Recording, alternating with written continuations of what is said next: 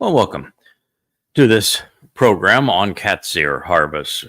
The purpose of this series, and a very long one because it is, well, a very comprehensive presentation and analysis that I've made on the upcoming two harvests. They are Shabuah and Towrah, and we are trying to present the conditions that will transpire as we approach these two harvests, particularly this time in between them, because the Shabuah and Towrah harvest are the bookends for the time of Jacob's troubles. We have learned a lot about what to expect over these next 8.5 years as we move towards the return of our Messiah, Dode, and our returning King, as well as Yahweh's arrival here on earth to celebrate the time of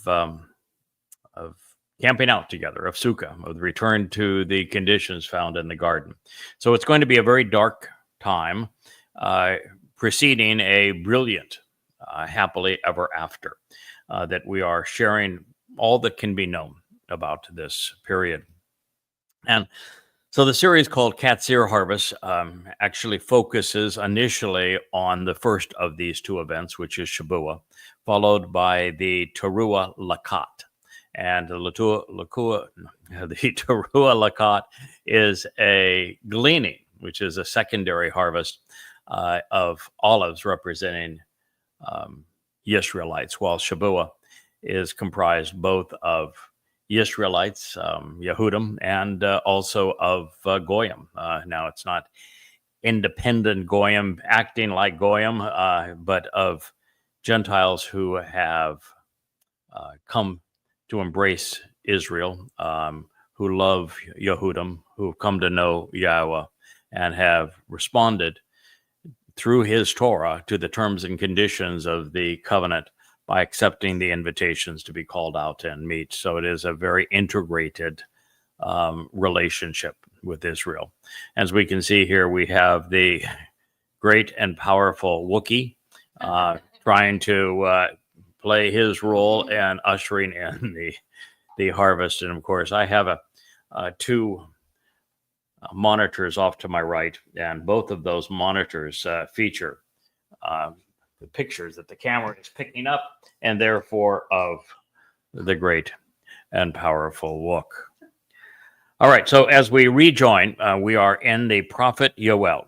We're in the prophet Yoel for two reasons, one of which exceedingly irritating, one of which is, frightening. The irritating reason is that in the Christian New Testament, the second chapter of the book of Acts, a fellow who is ascribed now the name of Peter, even though that was not a name given to anyone, is promoting the myth that his church was born on a date called Pentecost, which he rips off as Shabuah. Now, of course, his proclamation is that everybody that was there was imbued with the Spirit, with the Holy Spirit, and they became very accomplished yibber-yabberers. It doesn't really make it clear whether they could yibber-yabber in a language of their choosing, or if they could yibber-yabber not so much in a foreign language, but could understand the yibber-yabber of foreigners. And this was called Pentecost. And of course, there's no recorded episode of such a thing, and Shabuah has nothing to do with yibber-yabbering. It is a harvest of mature grain, and those, therefore, who have come to benefit from Pesach, Matzah, and Bikurim. But the reason that we are in Yoel is that the primary justification that said individual, now known as Peter, gave for his Pentecost experience was Joel, the prophet. Of course, he missed it just by a smidge. Joel, as the prophet, is, by his own admission, talking about the last days and what's going to occur as we anticipate this time of Israel's troubles and the return of Dod and Yahowah to finally resolve the ultimate relationship, not with Goyim, not with the church, not through a Jesus, but through the Messiah and Son of God, Dod, and his people, Yisrael and Yehudim. So that's where we are at this point now. The thing that is frightening about this, not a pretty picture. And Israel, I am probably the most invested person, not only in the world today, maybe even in the history of the world, to effectively expose and condemn those who have sought to harm you. Having written 13 books about the terrible plague that is Islam, Christianity, and Judaism. And so I understand a great deal about those that would harm you. And I have risked my life to keep you safe from them, sharing all that can be known about the frauds of Christianity, Islam, and Judaism. But the fact is, Israel, you've been your own worst enemy. What we're going to read here, what we're going to share here, you brought upon yourself. You've been estranged from God for 3,500 years. He chose you, but you have not chosen him in response. You were belligerent during the Exodus and obnoxious, and it hasn't changed. It hasn't gotten any better. And the worst among you are the most religious among you. And the second worst among you are the most political among you. So this is not a good situation, and it's going to get much worse, and you are largely responsible. That was my theme on X and Facebook this morning, was to say, Israel, you've done everything possible to commit suicide. So unfortunately, many Jews are going to be left behind as Muslims by the millions start gunning for them. The result will be murderous. And what the prophet is talking about here, it parlays off something that was written several hundred years previously, at least 200 years previously, by Yahowah Isaiah. As Yahowah Isaiah set the scene where he said that the Shabat harvest would be celebrated right after Israel is thinned at the waist, which is the quote-unquote two-state solution, and becomes indefensible as a result of this, as terrorists from all around, but particularly in Syria, arise to torment God's people, and that there is a horrible outcome as it relates to the government out of Damascus and the so-called outcasts in Jordan, which would be today's Fakistinians. And that as a result of that, Israel is thinned at the waist. It's thinned at the waist in conjunction with, or just prior to, Shabuah.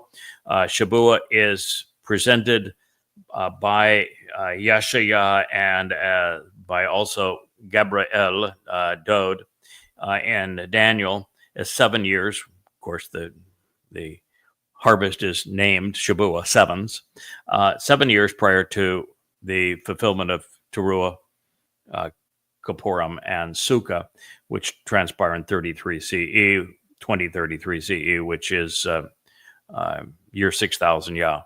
And therefore, you backdate 7 years to Shabuah, it will be on the Shabat of the 22nd of May of 2026. So this is the commencement of the time of Yaakov's troubles, although we must be cognizant of the reality that the birth pangs for this began in earnest on 10/7 of 23, and the bookend of this will be the celebration of Sukkah on 10:7 of 33. This is the time we find ourselves in. It will be a day of darkness, during a time of ignorance and confusion. So much is obscured. Yom Chesek, a period of terror and gloom.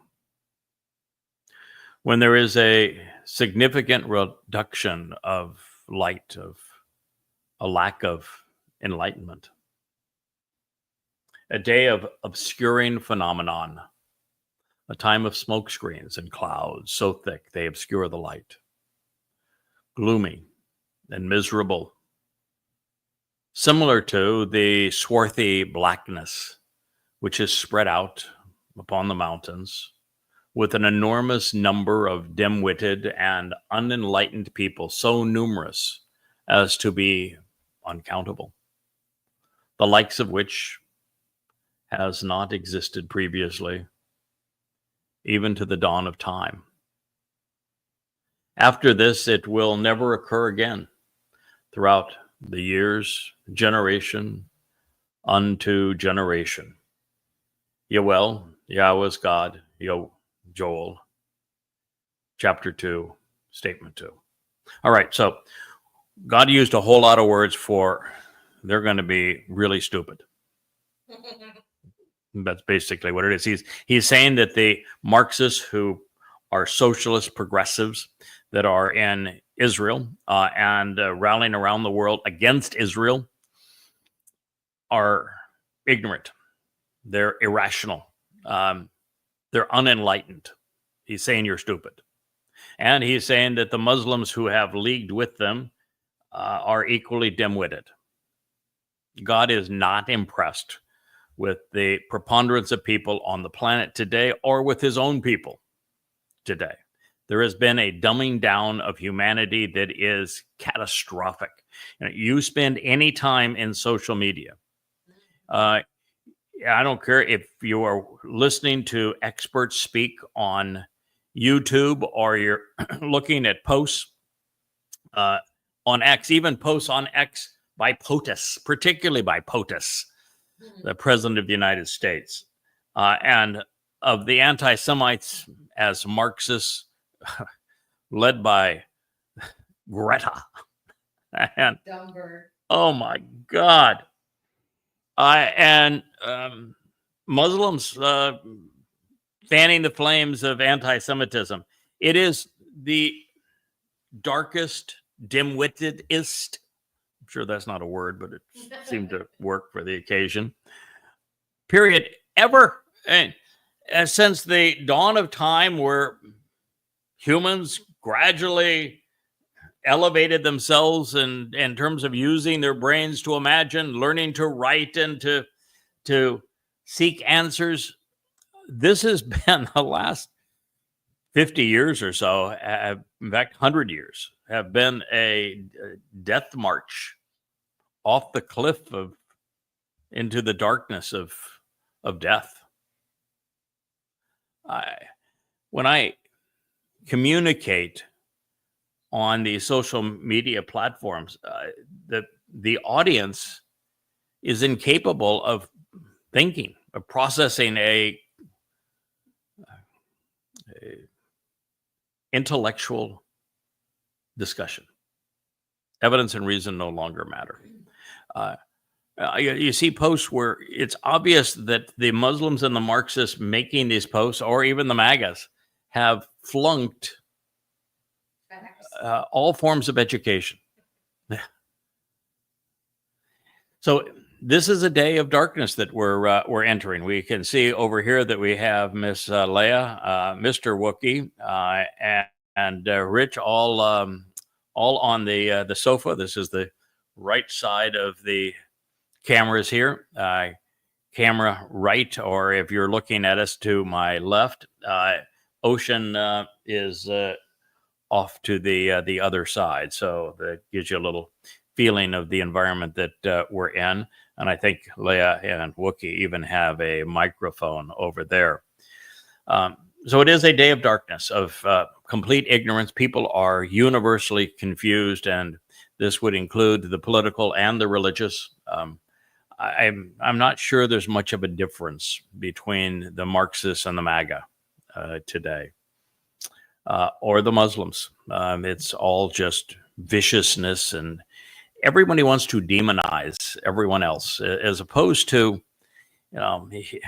here's the issues and let's reason our way through them. It's all slathering people with demonization. You see it particularly now, trying to demonize Putin and to blame Putin for this mess that's in the Ukraine. When, the fact of the matter is, Russia is prevailing in that war to such an extent, and it was a war that was brought on them. They didn't start it. They didn't want to start it. They didn't want this war. It was brought to them to the point that there was no way to avoid it. And America worked on it for over 20 years before it finally manifests, and it's America that's running that war through its proxy. But I don't know if you know this now, but on the battlefield, it is far more than 15-1 of Ukrainian deaths on the battlefield to Russian, 15-1. To prevail, the Ukraine would have to reverse that. They would have to kill 15 Russians for every Ukrainian, and it's exactly the opposite. The troops are fresh, they're well-trained, they're well-organized, they're disciplined, and the weapon systems that they are wielding are vastly superior to the ones that NATO is providing. This war could be over in a week's time if Russia wanted it to be. And the only reason Russia isn't pursuing it to that extent at the moment is that Putin is the only sane individual in the room. He recognizes that, first of all, he doesn't want Western Ukraine. He doesn't want Europe. He wants to actually do business with Europe. And the last thing he wants is the malcontent Ukrainians in the west of that country. Occupying that would be horrible for Russia. Russia wants no part of that. And they want no part of Europe other than to do business. And so he doesn't want to have to be at war with the United States. Yes, if the United States were trying to project a force into Russia, it would get annihilated. I mean, just annihilated. It would be a bloodbath. Our troops are not trained, they're not prepared, they're not properly equipped, and there's no way to project a force today. So America absolutely, unequivocally could not do this, and NATO is nothing but a shell. And yet you have Americans talking about, let's take it to the Ruskies. Don't let them out. Kill them, kill them, kill them. And for what reason? I mean, the only sane person here is Putin. That's not saying a lot. And Putin recognizes that because Zelensky and crew are so disgusting, so vile in this whole thing, that there really isn't any way to even stop the war unless they go into Kiev and take out that government and allow the rest of the Ukrainians to actually vote for a decent government. War can't be stopped so long as Zelensky is there. They know it. And it can't be stopped while Odessa, which is the gateway for all of these weapon systems, is part of this problem. So anyway, you're going to see Russia push ahead, and it's a situation where there's just total and complete ignorance on part of the world on something that, if Russia wanted to, and it would be justified in doing it now based upon the United States and the UK orchestrating that attack on the Russian nuclear strategic defense forces, and doing so in total violation of the strategic arms agreement. So the only thing you've got right now keeping us out of World War III and a nuclear war is Vladimir Putin. And the curse that you have are the heads of states of Europe and POTUS, the United States. When there is a reduction of light, a time of obscuring phenomenon, here the world has turned against Israel. Now, Israel has played a losing hand. They lost in the war of public opinion. They lost in the media war. badly. I mean, they just got their clock cleaned in the media war and the war of public opinion.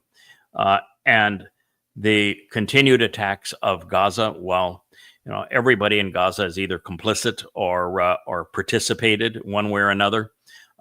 And there's really no distinction in Gaza between a Gazan and a Hamas militant.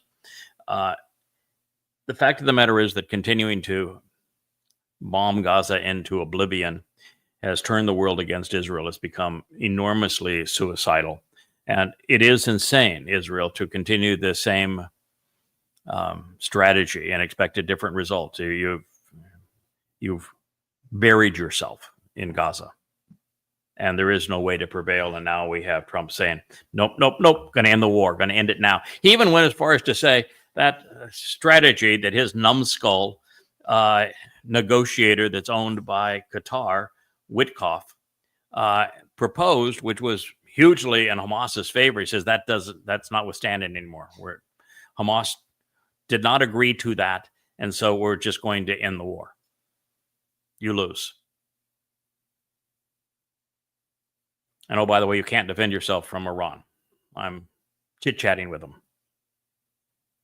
And even though he says, hey, I've got no, they flat out told me, absolutely not. We won't comply with any of your edicts. And there's no reason for them to. The sanctions actually aren't that meaningful to Qatar, to Iran anymore, because Qatar is bankrolling them. So there you are. I mean, just the situation is gloomy. It's miserable.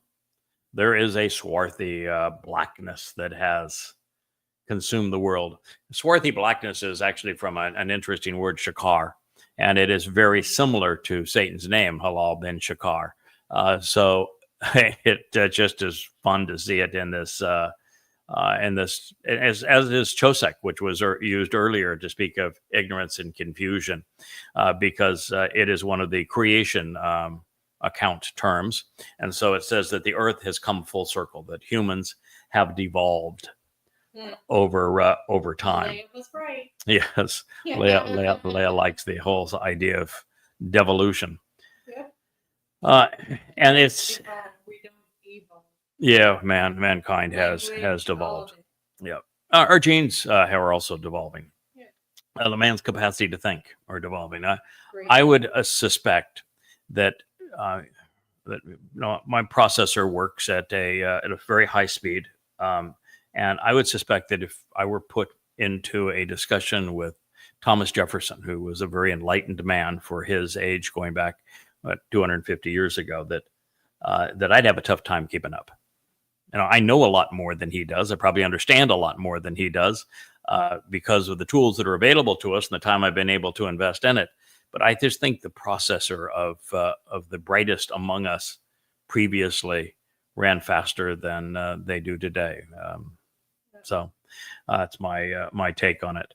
Anyway, this darkness is spread out on the mountains with an enormous number of dim-witted and enlightened people. Now, when it says that it's spread out on the Har, Al-Ha-Har, you're not going to like this, Israel. That's God saying that you and those who want to do you in, that you're trying to accommodate and tolerate in Israel. There are 7.5 million Jews in Israel, and there are 7.5 Muslims in Israel that want to kill Jews. And they have been incorporated into Israel, many of them and others, on the periphery. But between what is Judea and Samaria, not officially incorporated into Israel, and in Gaza, and in Israel itself, there are 7.5 million Muslims, 7.5 million Jews. And so this is one of two people. It's either the Muslims that you've tried to placate, reform, whatever it is that you've tried to do with them, and they're saying that they are now this swarthy blackness which is spread out across the mountains, which is sort of interesting because when you see parades now of Muslims, or even see Muslims in Gaza, they're all dressed in black. Black flags. Yeah, it's a black flag with some blood red and some green envy, but it is a culture that is fond of black. One of the parades through U.S. streets and European streets, they're all in black. It's like the Black Death. The hijab And is black. The burqa is black. Everything. The dress of the Kaaba is black. It's all black. Yeah, the dress of the Kaaba is even black. It is the dark culture that is surrounded by ignorance.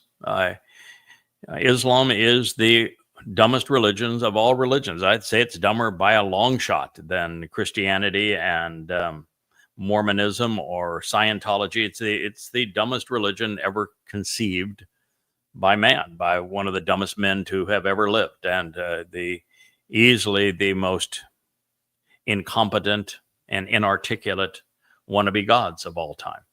So this blackness is spread out upon the mountains with an enormous number of dim-witted and unenlightened people, so numerous as to be uncountable. Now, when it gets to this kind of detail, now, there are a lot on the Haredim would be in black, and they are stupid. So so stupid. That is, you got to deal with that. Then you have the Marxists and Tel Aviv, and they are ignorant too, but they're not in black. And Tel Aviv is the furthest from the mountains of in Israel. So when you speak of enormous, dim-witted, and too numerous to count, the Haredi are less than 20% right now of Israel, and their black mourning clothes. And that's a lot, but 20% of 7.5 million, 1.5 million people, compared to the Muslims who are prone to wear black, who are spread out across the high ground of Israel, and particularly as Israel goes towards the mountains in the east, and they are as dim-witted as any religious group in the history of the world. I mean, you have to be unbelievably dim-witted to think that raping and torturing people and abducting them and killing them in mass while screaming your wannabe God's name, Allahu Akbar, is going to earn you a trip to a heavenly brothel. Right? I mean, the Quran's the dumbest book ever written. To believe it is to be exceedingly dim-witted. I mean, yes, and goddamn religion, I devoted 4,200 pages, 5 volumes, 5 very long volumes, to repudiating the Quran and the Hadith, Allah and Muhammad, systematically denouncing them. And there isn't a single positive thing that can be said about the Quran. It is absolutely reprehensible. And while I know that, most Muslims don't. They just don't. They've been conditioned to the point that they think black is white, life is, or death is life, right is wrong, or wrong is right. So it's a pretty sad situation. Anyway, they're going to be too numerous to count. That is the same theme that Isaiah takes when he says that as a result of the imposition of this two-state solution that thins Israel at the waist within the next year, from our reference of time, it is an acknowledgement that the next 10/7 Alaska flood is not going to be measured in the few thousand, a handful of thousand ruthless Muslims, but at least 100 times that number, and probably closer to 1,000 times that number. Too numerous to count. And it says, the likes of which has not existed previously, even to the dawn of time. So this is the most ignorant period, according to God, in human history. Congratulations, humankind. That is your sign. And after this, it will never occur again. Why? Because Yahweh is coming back with Dode, and we're not going to allow it. You want to be part of happily ever after? You want to re-enter Eden? You want to be part of us going forward in the covenant family? If you're going to be a dunderhead, you're out of here. You are not going to have the opportunity to indoctrinate anyone else in dunderheadedness. There are not going to be any Marxists. There are not going to be any Haredim. There will be no Christians, no Muslims, no politicians, no militaries, none of that. It's going to be even hard to have young people be part of it because they have been so dumbed down and rendered so incapable of using evidence and reason to think their way out of this problem that it's not likely to occur. Now, the thing that I do like here where it says, and after this, it will never occur again throughout the years into perpetuity as part of this eternal witness of changing times. It's ad shana. Ad could be restoring witness, eternal testimony, or a long period of time. Shana is years or a period of renewal. And then it says dor wa dor, generation to generation, time to time, the cycle of life. The reason I like this is it provides an insight into what we should expect of the mortal remnant that is prepared to enter the Garden of Eden following Dod's and Yahowah's return on Kippurim, this occurring now on Sukkah.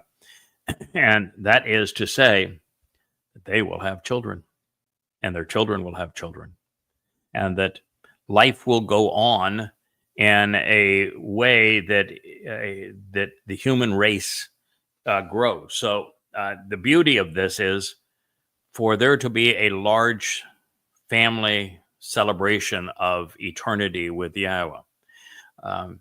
We don't have to have the final number of people as part of this remnant of Yisrael, when God pulls them from around the world and we gather them, Elia and I, in Yisrael.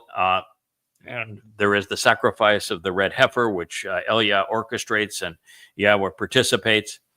That if there are, some 7,000 of those, that's 7,000 over the course of 1,000 years without anyone having to die for any reason other than dunderheadedness, could become not just 700,000, but 7 million or 70 million. It's a possibility of there being a expansive growth of those who choose to be part of God's family. So it is a return to intelligence and humankind being productive. We will be productive. Now, what that does not say, and we really don't know a lot of the answers to this because, quite frankly, it's beyond our pay grade. It is it's about things that we just don't have the capacity to envision, and that is there are three kinds of people that will witness this. One of those is this mortal remnant of Yisrael, which is being talked about here. The second is those who have participated in the Shabuah, which is upcoming, and Towrah, 8 years from now, harvest, who will be immortal. They will be individuals who can transition between energy and matter at their beck and call, who will be supremely enabled, enriched, enlightened, and emancipated. And so with these individuals, we have no idea whether or not they would be able to procreate. And the whole thought of procreating sounds fun to me, but we just don't know in that regard. That we do know that Yahowah loves the idea of family and raising, and you would think that those who become exceedingly similar to his nature would want that same thing. So we may, as even children of the covenant who benefit from the Shabuah and Towrah harvest, have that capability going forward, because we know for certain that the mortal remnant in Yisrael will. Now, there is that third group. The third group is Goyim, who were not overtly religious, not overtly political, certainly not anti-Semitic, that have the proper attitude and aptitudes to be of value going forward, and they will be brought in really to to continue to operate systems that will have value on the earth over that 1,000 years. And we would only assume, based upon Yahweh's nature, that many of them will have the opportunity to make that transition from mortal to immortal as well. All right, so that's a lot to learn from a statement that was Yoel 2:2. And from this, we can continue on is the death cult, this cult in black that is being described here, and that they have not only declared war against all mankind, that is the Pledge of Aqaba that begins the first day of the first year of the Islamic era, but also that Allah and Muhammad were exceedingly anti-Semitic, and the first people to be exterminated in Muhammad's presence were Jews. So it is a call to perpetrate apartheid and genocide on all humanity. It's a very interesting death cult that is Islam, unlike any other. There's lots of robber barons throughout the years. Genghis Khan, Kublai Khan, Tamerlane, all come to mind. And even civilizations like the Spartans, the Romans, to a large extent, the Carthaginians, the Incas, the Aztecs, they all used death. Not only the death of the enemy in battle, but also death as human sacrifice to impose their will and to subjugate other people. And so this is not uncommon, but there has never been a cult before where everyone dies. And if you read the 8th surah of the Quran, what it says is not only must Muslims fight and kill non-Muslims until Islam is the only religion, but there's only 2 types of Muslims according to Allah in the 8th surah. And that is a Muslim who has already died killing for Allah, and those waiting to fulfill their vow die killing for Allah. What that means is that ultimately everyone dies. So Islam is about the extermination of the human race, according to Quran. Well, Yahweh is known to us as light. He is arriving at the darkest moment in our planet's history, which is saying something. And this is going to be both literal and allegorical, in the sense that there will be a tremendous obscuration of the sun's illumination that will be caused at this time by debris in the atmosphere. War is a really nasty thing, and I think that we're going to see massive volcano eruptions. I think the weather patterns are going to get very nasty, and I think there is all manner of things. Plus, there's going to be a massive nuclear exchange. Billions of people are going to die as a result of human ignorance. And so there's much of the sun's light to be by this time. All of the global warming, climate change activists are going to have a tough time with that once the sun is obscured. So it will actually be obscured. And then, of course, there's just the obscuration of Dode. Dode represents the sun. He is the greater luminary. And he has, yes, whoop whoop, Dode has had his accolades, his titles, his achievements stolen. And there's not 1 in a million people that knows what he has achieved. And so the sun's illumination will be darkened and hidden from most people. It is hidden. It's been hidden for the last 3,000 years. Dode is the most brilliant among them. He is not even recognized by his own people. And so one of the things that's interesting here is that with the sun's illumination darkened, and then we're told in the 89th Mizmor by Allah, by Yahweh, there's so many things to keep in mind. In the 89th Mizmor, the 89th Psalm, is a song to his beloved son Dode.